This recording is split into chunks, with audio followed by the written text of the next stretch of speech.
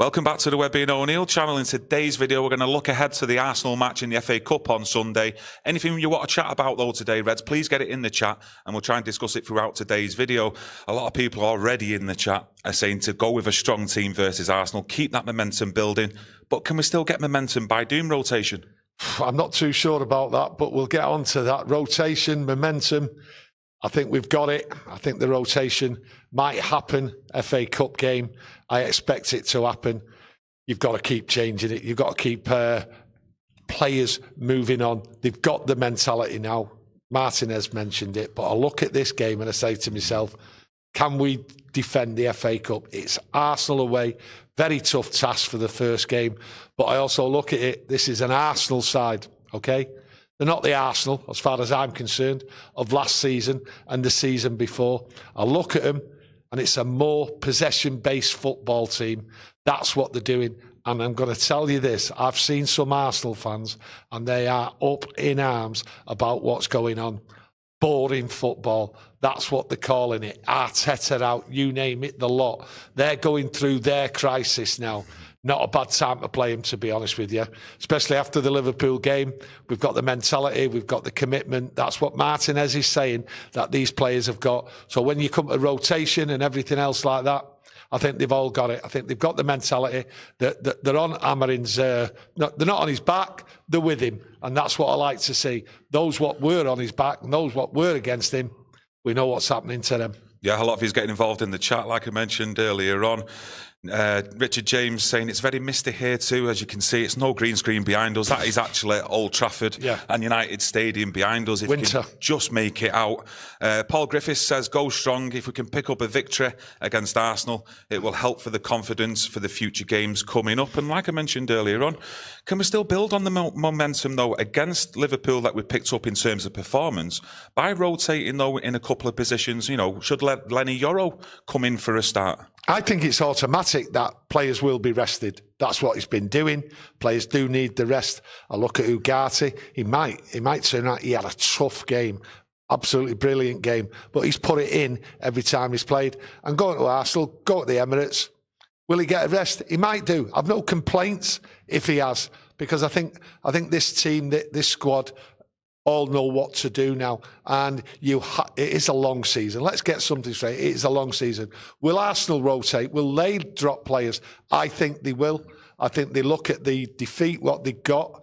They've got a tough task in that Carabao Cup. They've got Champions League. And the thing is, this is the second half of the season for them, okay? And they've got to fight back now to challenge to win the Premier League, because that's what it is. They've got big pressure, right? So is this FA Cup a distraction for them? I think it is, to be honest, when I look around what's going on at Arsenal. Arsenal, Arteta, his players, they're not gelling. They're not gelling at all. And I think a change might do them the world of good. They're shouting Arteta out, everything. But these fans here, they don't understand what they've got. And I think Arteta will ignore the noise around and he will make changes. He's done that all season, to the frustration of Arsenal fans. Sometimes United fans have been frustrated at the amount of changes of what have gone on. But I think we've seen the benefit at the Liverpool game, not just from the game itself, but from the noise surrounding it, before it and after it, from the players, the manager. The manager's not happy. He's not happy at what went on, and he will change it, and he will keep changing it, and he will keep looking at players, and I think Arteta will do the same. So the game is up in the air, but I think United, honest to God, when you look at what Arsenal are doing, they're not attacking, they're not full free-flowing. What they're doing, and they did it against United when they beat us there, they used their muscle, okay? Now, we've seen United battle back against muscle. So that's how I look at it. Yeah, just going to dive into the live chat. And Touche from our members club says, if we can defend the corners, we will beat them. And we had a tough task, didn't they? The 2 goals they scored early on in the season from set pieces. But you look at that Liverpool game, it actually started to improve, I thought, getting the bodies around Onana as well to push the opposition back. The only thing that I was a little bit concerned about in that Liverpool game was Mainu up against Van Dijk. You know, will we see that similar setup against, like, let's say, Gabriel or Saliba, you know, if we go into this game on Sunday? I think the big worry, what you've just discussed there, and I was touching on it, and that's a good question there. It is the muscle. when you do look at the Arsenal game, that's what won them the game. But they've been relying on that. And when you look at United, we've all been confused. We've been confused for about a month or two now. Why aren't our players using the muscle, helping the goalkeeper, defending the goalkeeper, and also giving it their goalkeeper when we've got corners? We seem to have stood off. But that all changed against Liverpool. So Arsenal, that's their tactic, because when it's not free-flowing football, which it hasn't been for Arsenal, they've turned to the muscle, and good sides do that to get them through a period. But I just hope that United turn it round and really use the muscle and fight and get in them. And I think United are there to disrupt them. They're not going to let them muscle United out of anything on Sunday. Yeah, just going to dive into the live chat. A lot of you are saying the same thing. Let's build on the momentum and go with a strong side. Robert Mansell says, momentum for me, boys. Neil says, Arteta can only name 4 dinosaurs. 3-year-olds can beat them. Stephanie is also getting involved with her opinions. Stephen Keller says, momentum 100%. Need to put a run together and keep the 11 consistent. Now, we have got some games coming up, aren't we, when we start then going from Thursday to Sunday in the next few weeks as well. So, apart from, like, let's say the 11, 12, possibly 13 players that we've seen come on against Liverpool, there's not a lot of rotation to be, well, he could do with a lot of rotation, really, to keep players fresh, because let's have it right, the bread and butter is the Premier League as well, and we've got to surely get up that table. For us this year, the Premier League is the bread and butter. We're not the only side what have got a lot of games. Arsenal have got a lot of games, Champions League games, everything. So it's that time of the year, and let's not fool ourselves here. He's rested players. He's worried about injuries and everything else like that. Yes, I'd love a strong side out there to go to Arsenal and make sure that we give them a good game and beat them with a strong side. But I think a few people are going to be disappointed that there will be changes. Don't be surprised. I understand the feeling that let's get a momentum going and like a win, and then another win, and it gives us. But at this time of the year, I think you have to look long term. Unfortunately, that's the way I see it. You've got to look long term here. We've got league games coming up, and I do believe that the team, what he puts out, even with a few changes with the rotation, what he's thinking of, will be good enough to beat this Arsenal. And I do believe Arsenal are in a really tricky position here, proper tricky. The screaming blue murder, and let me get it right, they're in the Champions League, right? And they've got a chance of winning the league if they put a run together. So is the FA Cup their priority? And the Arsenal fans, they're divided about what to do here. And I think Arteta, his plans, I'm not too sure he really knows what to do, which is good for us, because our tails are up after the Sunday game against Liverpool. Yeah, I've got a fair comment here from Played Out in the chat. And he says, these domestic cups, Erik ten Hag got no credit for them. Europe is all that matters.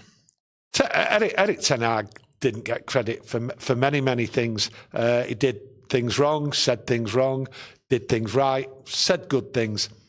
It's a mixed bag when you talk about Erik ten Hag. He'll never get the credit, because I think he pushed it too much, always going on. I've won cups in my first year. I've won a cup in my second year. But that's not what it's all about. We're not a cup side, okay? I don't want to be seen as a cup side. And I think that's what got up a lot of people's back. And also it was used as a stick to batter him, as if to say, well, the Premier League, United are the best, used to be the best side in the country. They're nowhere near it. So it went against him.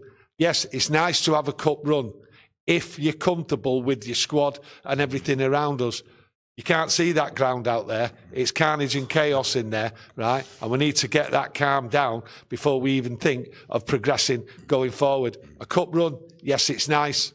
Win or lose, me personally, I just want an enjoyable game. And if we do win, that's great. And if we do lose, look, that's the way it is at this moment in time. The way I see it, though, we're actually, with the holders of the FA Cup, yes, it's ours, so let's go out there, start strong as well, yes, and defend the FA Cup. And that's something I've always said as well. I love a day out at Wembley in a final, or a final of any other cup. So let's go for it. Let's start strong and build on the momentum. I think that's what I think. Yeah, listen, build on it, start strong, go for it. And that's the way it is. It's FA Cup. Let's not mess about. Let's not just look for possession. Let's have a good, solid Thunder football FA Cup. That's what you want. And I think Arsenal will try and give us that with a weakened side, what they'll put out. And I think that's the way to approach this game. Let's go and enjoy it like the good old days as a proper FA Cup. And whatever happens, win, lose, hey, as long as we enjoy the game, look forward to what the priorities are. Yeah, there's a lot of people mentioning about, you're just touching on priorities, and there's a few people coming in the chat mentioning really the Europa League is the priority over the FA Cup, because you win the Europa League, it gets you Champions League football. And Neil Simpson says Europa League could get us the Champions League. Anthony says forget about the Premier League, we need to win in Europe and to get to that Champions League. Pudding Pan, right profile name that, says they're still reeling from the Geordie defeat Arsenal. Let's continue the Anfield energy and take them. Jam United says strongest team. We have no reason to rest the players against Southampton. But, as United, well, I know you're thinking the same as me, resting players against the so-called lower teams, lesser teams. It's been difficult for United, hasn't it? When you look at some of the results over the last 2 years, especially here at Old Trafford with the likes of Bournemouth, Fulham, etc. We talk about priorities. Crystal Palace. We talk about priorities. Priorities is the Premier League, getting points on the board. That's what we need. I don't care how we pick them up, just get them on so we can just sort of move away, sort of relax, and we go on to that Europa League. I've been saying for a long time, the Europa League has to be the priority besides putting points on the board for the Premier League because of what it means to Manchester United. And I'm glad some people are actually looking at that Europa League as a possible avenue to escape this nightmare what we're in. Okay, if we win that Europa League, we're in the Champions League. And I've said it quite a few times now, that Ruben Amorim, I believe, it's the best route because I think it suits him.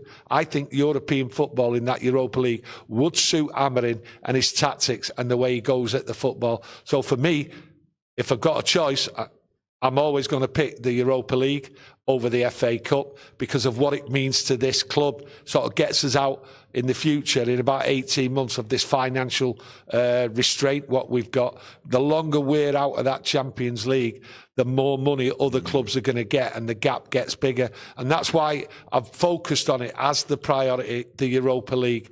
Any cup, it has to be that because of what it gives you. And the more we fall behind from a financial point of view, from a quality point of view, we're only going to suffer for longer. Yeah, just going to dive into the chat. Steve Higgs says, take one game at a time. We'll lurch from one game to the next. Back into the chat. Neil seems to think aren't we one of them lesser teams? James Carey doesn't seem to think so. United will never be a lesser team. But Neil says for this year, we definitely are. Yeah, we've been a poor side. Very, very poor. I mean, you don't lose all these home games like the way we have and consider yourself a mid-table or a decent side. They've been shocking. I mean, I called the performance, one of the performances, forget which one it was, vile, and it was vile football. It's not what we expect.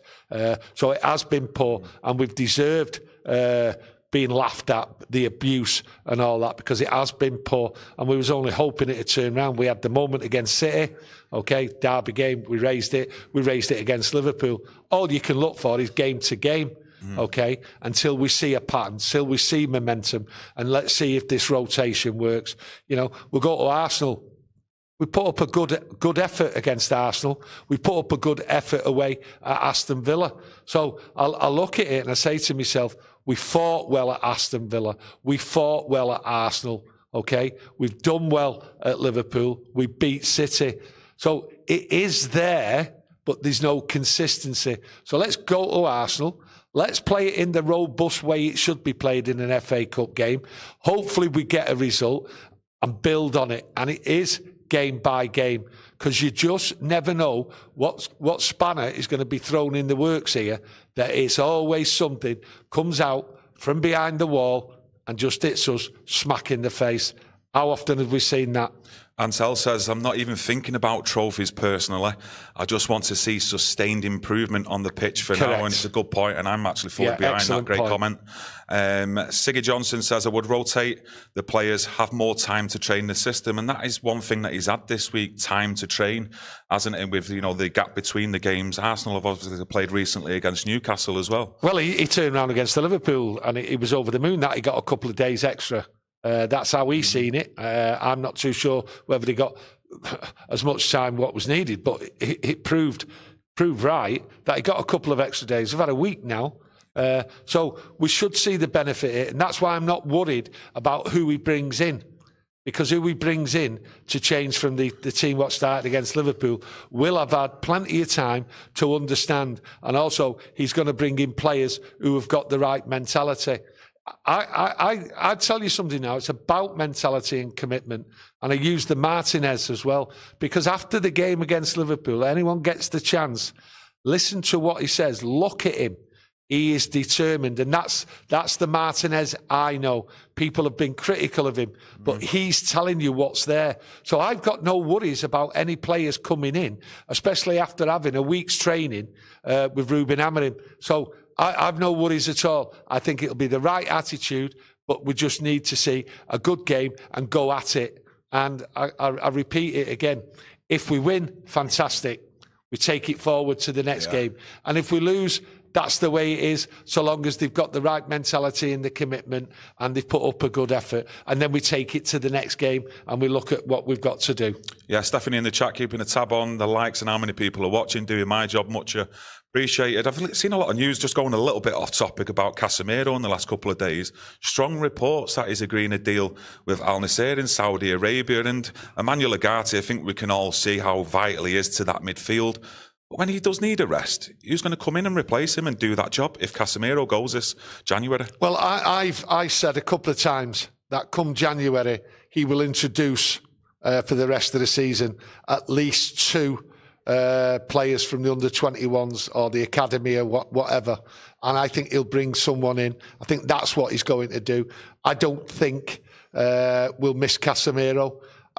If you look at last year, when free kicks were coming in, he was clearing them. When free kicks were going into the opposition box, he was up there with the headers and scoring goals. I think he's lost all that ability now. He's not getting much game time. I think it's just time for him to move on. I think it's no shock if he moved today, moved tomorrow. That's the way it is. Casemiro's time's up now. He does not fit in the system and he has not got 90 minutes football on him. I don't think he's got 60 minutes football in him in the Premier League because of what Ruben Amorim demands from his players. He demands work rate. He hasn't got it. No different than Eriksen. So it's no shock that he'll go tonight, tomorrow or any other day. I think the shock what will be is that he's not moved out the door because this should have been looked at for quite a while. And that's what will shock me with Casemiro. Yeah. If Ineos, okay, they're penny pinching, they're trying to get rid of the wages and everything else like that, that they haven't already worked on getting Casemiro out in this transfer window. Yeah, a lot of people getting involved with the Casemiro comment. Neil says, Dan Gore. You know, you give some rave reviews, didn't you, really, about Dan Gore? Was it about 12, 18 months ago? Did end up getting an injury, didn't he, that kept him out for a while. I did see some news, actually, yesterday that Joe Hugill, centre-forward, who was on loan at Wigan, he's come back to Manchester United. I don't know the reasons behind it, whether it was something to do with Manchester United wanting to bring him back, or Wigan not really fancying him and sending him back to Manchester United. But does it look like maybe he could get a first-team spot here at United? You know, Joshua Zirkzee, his future, is that up in the air this summer? I mean, this month, sorry. Not having it with Hugill. Hugill's been a couple of places now. He's been loaned out. Yeah. Has he done anything? He's not in line for playing for Manchester United, coming into the squad. It just might be a contract thing. He's out there for so long, and it might not be working out, which it, you know, unfortunately, it doesn't do for a lot of people what go out on loan. We've seen it with quite a few youngsters over the last couple of years, to be honest. No, I wouldn't take anything into it with Hugill. Yeah, UTFR says Rashford for Kvaratskhelia is cooking. Apparently, I think you mean that Kvaratskhelia from Napoli. I remember us discussing him a good few months back, and we was asked on here, would you sell Rashford? I said straight away and go and get that Kvaratskhelia in from Napoli. Looks a top player. But yeah, people getting involved still in the chat about the starting 11. Do you think we should do some rotation up front, or would you expect Ahmad, Bruno and Højlund then to start, to keep it strong? I'm expecting Zirkzee to start. That's a big statement, that. I'm expecting Zirkzee to start. I am. I think when you look at Højlund, I think Højlund should have a rest, to be honest with you.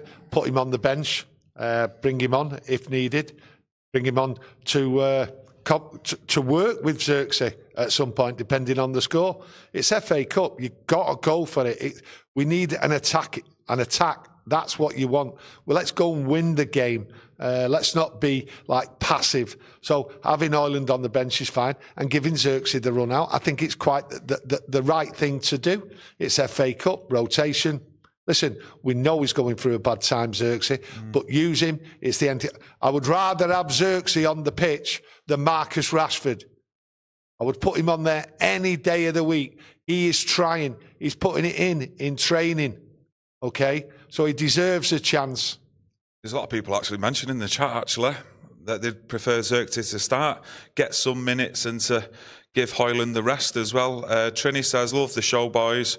It looks, well, it's freezing outside here at Old Trafford, and it's cold apparently in New York City. So thanks for joining us and everyone else. What time is it in New York? Yeah, let us know. What time is it over there now? 2:20 in the afternoon. Let us know where you're joining us from. And do you think Xerxes will actually stay here, though? I'm 50-50 in this January transfer window, me. Listen, the only thing, I've changed my mind over the January transfer window. I actually don't think, and there's many reasons why I think this, I don't think anyone's coming into United.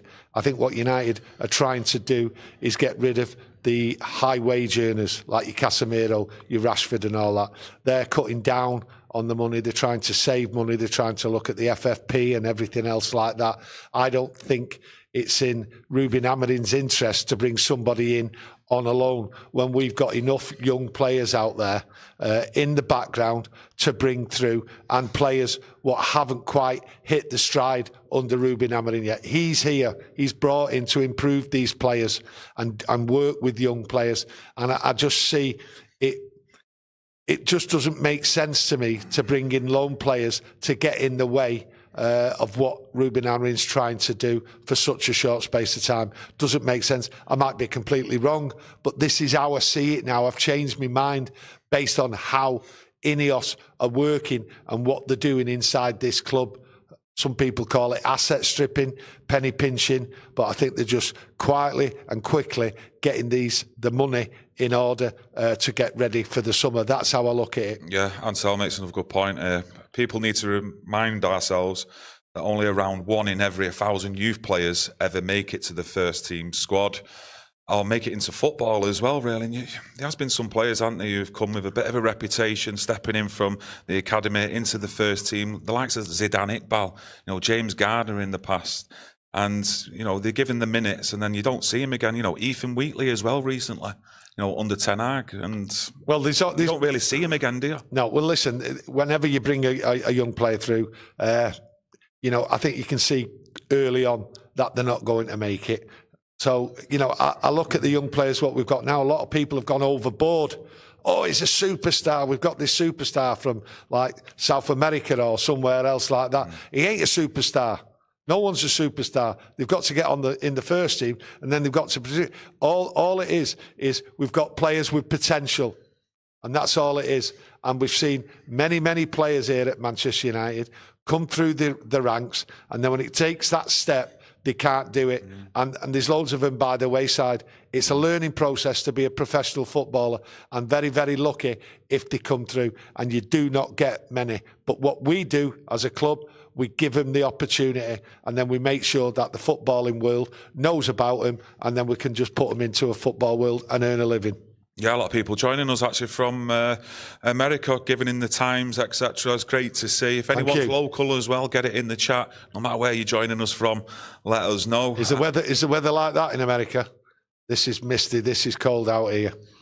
Yeah, it is actually freezing. We actually got tied up. We literally, before we started the stream, only jumped on 2 minutes before, because for some reason we got caught up chatting outside in the freezing cold weather. A lot of people are mentioning as well recent players who were being given the hype, that so-called star boy status. That's the problem here. A player that I actually did like, which Stephanie said in the chat, was Hannibal. But he was just going too overboard, wasn't he, physically? It was like... He was going on the pitch, though, what, in a fight? And he was always like that, away from a yellow card. Yeah, I liked Hannibal, but I did point out that he took that extra step that, like really nasty over the ball and that was his problem. And I thought United might have him around and try and sort of like get that out of him, but they didn't waste the time with him. They moved him on, and I think there was serious problems with his attitude on the pitch. I think he was too aggressive. So they moved him on. They didn't waste the time with him. And I think there's quite a few youngsters here what will get moved on in the summer. There's no time here. There's no time to wait like 2-3 years to see a development. Some of these youngsters will be moved on. 1 or 2 will be looked at. Ray does say in the chat as well, we're not good enough to rotate, play our strongest team. And I think we all do get a sense of that. We've got a core 11 to 13 players that can come in, put in a performance, but also really drop off in quality. Outside of that, you're scratching about really, aren't you, when you're having to rely on maybe the likes of Casemiro, Eriksen, etc. Look, we have to especially accept in that midfield area. Look, if you come up against a high-intensity team. We have to accept we're not a good side, okay? So one game against Liverpool doesn't make us a good side. Oh, everything's rosy and in the garden. You accept where we are in the league. That's where we are, okay? A poor side compared to what we should be or have been in the past. Okay, the drop-off has been absolutely terrible. And when you talk about rotation, got to play your strongest side and all that, we're not in a position to play our strongest side and then gamble with people's injuries and all that. Our injury list, right, for years now has been abysmal. We've got players there like Luke Shaw, okay, we've got Mason Mount, okay, Malacia himself was out for 16 months. We've had some horrendous injuries, okay, and we've had niggles, people with niggles constantly picking them up, okay. This is the problem, okay. I understand the rotation idea, play your strongest side, okay, but for a club what is in the position it has to look after itself in the best way, and that is to manage these players for the rest of the season, because we're going to have ups and we're going to have downs, a downside, okay. One thing I say we're not going to have is consistency. So look after the players, look after the future, and keep an eye on it. Yeah, it's going back into the chat. Lindsay says, I like Cambuala, but he wanted to play consistently, which I think he's gone over to Villarreal, and I don't actually think he's getting much game time over there. Well, that was a player me and you, and especially Webby, calling him Big Willie, thought he'd have a big future here at Manchester United. Well, that's the problem. They might put in a half-decent game, 45 minutes, 90 minutes, and what we've tended to do, like most fans, they go overboard. We go overboard, and we're not seeing a consistency from these youngsters. We'll see a game, maybe 2 games. Other people in the background know better, and he's gone. Many of it. Listen, there's a long list there. I could just get a long list out now and just go through it. This is what happens. Yeah, going to dive back into the chat. Yusuf says he's watching from Gambia. Great show, guys. Thanks for joining in from Gambia, my mate, and everyone else who's watching. Peter Davenport says it's -10 here in Idaho. It's absolutely freezing, that, mate. We're used to cold weather and rain here in Manchester, but that is proper Moscow weather. We're talking about young players, though. I've seen reports from Fabrizio Romano that it's expected Ahmad to sign his new deal today on Thursday. Yeah, he might sign it today, might sign it tomorrow. It's not always cut and dried when you hear this news and that. Obviously, the reports what are coming out, people are saying things about the contract, that he's going to sign it. At the moment, it all sounds good, that they're getting together and they're finally sorting something out, and that's what we want. So if over the next coming 48 hours that's signed, that's great news going into the weekend. Neil says it's -17 here in Canada, is that right? -17? That's nothing over there. Hardy men. I'm feeling cold just reading that out. Hard as nuts over there. Yeah, let's just hope as well, with these young players, they do have dips in form because they're raw, they're learning the game, etc. And I just hope with Ahmad, when he does sign that contract, if he does have a dip in form, I just hope fans out there don't get on his back of, he's just signed a big contract, etc. He thinks he's made it now. A lot of phrases and terms that have been used for the likes of Rashford, Bruno Fernandes recently. No, you look at Ahmad. Got to support him as well, Ahmad. I think he's a top player. He's got that football intelligence. Look, we know he's a good player.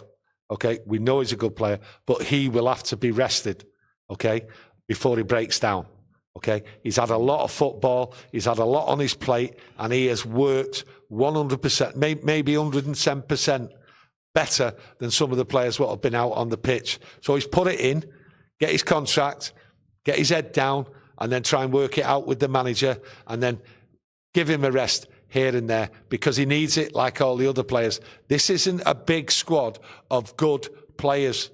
We're not 14th, whatever it is, because we're a great side. Yeah, just going to go back into the chat. Steph's joining us from London. She's also saying, have Ineos gritted the car parks? No. Yeah, well, it looks half decent out there, to be fair. I don't know about the car park on the other side. But yeah, anything more to add before we wrap it up? I just look, any changes what are made, it's necessary. We need the rotation, and we need to look forward to the games coming up. Premier League is the one, and I go back to the conversation earlier on. Absolutely, priority. If anyone's looking at a cup, FA Cup, Europa League, it has to be that Europa League for me. Put everything into the game. Let's have a rip-roaring game against Arsenal, proper cup tie. And for me, if we win, fantastic, okay? Let's see what happens next. If we lose, then so be it. But let's put a commitment in, something we've not done for a while since, well, I say for a while. We did the Liverpool game, but the home games, away games have been poor. I want to see a rip-roaring cup tie. Yeah. A lot of people are joining us from Wales, Ireland, all over Europe, really, and it's nice to see. It's much appreciated as well, wherever you are joining us from, getting involved in the chat. You talk about commitment. I want a commitment from you on the scoreline. Who's going to win? Well, I think United are going to win. Listen, I'm not like writing the game off saying, oh, I'm happy if we win or I'm happy if we lose. No. I'm expecting United to go there. I've looked at Arsenal, what's going on. I think we've got a great chance. I've been looking at their games, and I don't see any different the way they're playing than when we played them at the Emirates and got beat 2-0.